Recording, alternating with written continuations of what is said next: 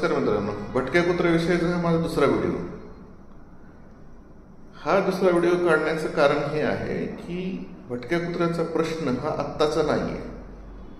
193 वर्षापूर्वी या प्रश्नावरून मुंबईसारख्या शहरामध्ये जी त्यावेळेची बॉम्बे एक दंगल उसळली आणि ह्या दंगलीचे सूत्रधार पारसी समाजातील लोक होते. म्हणजे जो समाज शांततेसाठी प्रिय म्हणून ओळखला जातो अशा समाजाने ही दंगल केली होती. कशासाठी? तर भटक्या कुत्र्यासाठी. तर किस्सा असा आहे, आपल्या सर्वांना माहितीच आहे की एक त्या काळी एक बोर्ड असायचा इंग्रजांच्या काळामध्ये, म्हणजे 1810च्या आसपास साधारणतः, की Indians and dogs are not allowed. म्हणजे या लोकांना, ब्रिटिश लोकांनाही कुत्र्यांचं जरा तिटकाराचं होतं, भटक्या कुत्र्यांचं थोडक्यात.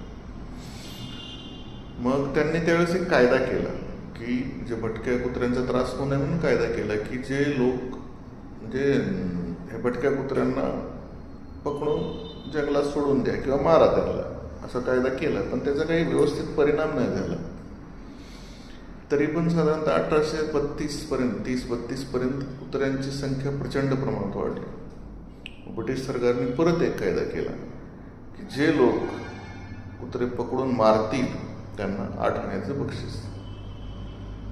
मग नसबंदीमध्ये जसं झालं होतं तसंच भटके कुत्रे पकडून मारायला लागले बक्षिसाच्या पोटी. आणि नुकतेच फक्त भटकेच नाही तर पाळीव कुत्र्यालाही घरात घुसूघुसू पकडून त्यांनाही मारायला लागले. म्हणजे कुत्र्यांची अक्षरशः दंगल चालू झाली.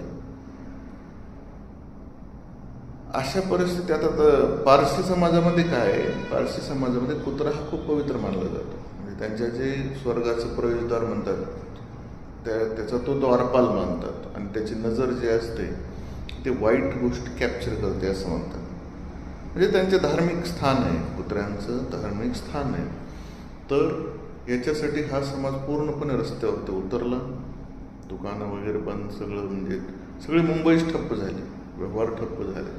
मग त्यांच्यापुढे ब्रिटिशांना नमतं घ्यावं लागलं आणि त्यांचं धोरण असं चेंज करावं लागलं, मारत नाहीत आम्ही, त्यांना पकडून सोडून देतो. तर असा हा प्रश्न, त्या काळातला प्रश्न, 193 वर्षापूर्वीचा प्रश्न, आजही भटक्या कुत्र्यांचा प्रश्न तसाच आहे.